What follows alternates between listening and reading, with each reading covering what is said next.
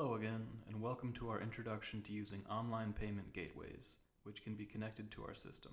The first thing you need to know is that you must have an online gateway created by a provider and then establish a connection to our system. Basically, there are two possible ways to use online payment gateways. The first is an online payment option can be offered when a guest makes a reservation through your internet booking engine. The second option allows you to send online payment requests to a client's email from any reservation. Let's take a closer look at both options. Let's start with your IBE, or Internet Booking Engine. After the online payment gateway is connected to our system, you will have one more payment option under Settings and Price List Settings. If you scroll down, you will see that we have one extra payment option, Payment Card. You can select multiple options here, or you can allow only a few, depending on the season and the needs of you and your guests. If you allow online payments, you also need to select the percentage of the total sum you will be requesting from your clients. For example, you can set an advance of 50%, or if you want your guests to pay 100% of the full price of their booking. It's up to you. You can also set the advance method of calculation. You can set it by night, or enter a total sum that the guest needs to pay. You can also add a benefit for using this payment method, as a small discount for immediate online payment, which can be set here. You of course do not have to provide a discount for this payment method at all, if you don't want to. Save the settings and let's see how the process will look from the guest's perspective. We will switch to our booking engine. First, the guest will select a date and a room. Second, the guest can order some additional services. Then the guest will fill in all his contact information. Now we get to the last step of our booking. We need to agree with the terms and conditions, and we can select the payment method. In this case, we select online payment, and we can see the percentage and the total amount we have to pay immediately. Now we finish the reservation. We will receive information about the completion of our reservation, and we will be redirected to an online payment gateway.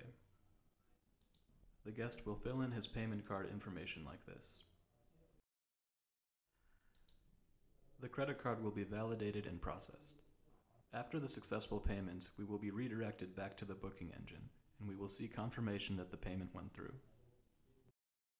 If we take a look in our reception system, we will be able to find the reservation in our calendar, and we'll also notice that it contains a pro forma invoice, advance payment document, and connected payment, which brings the room count balance to 0. Everything works automatically, so you don't have to do anything. Now back to the second possible use of your online payment gateway, sending payment requests via email. Imagine a situation where you have just taken a reservation over the phone. You have received the guest's email address and you have agreed to send them a payment request.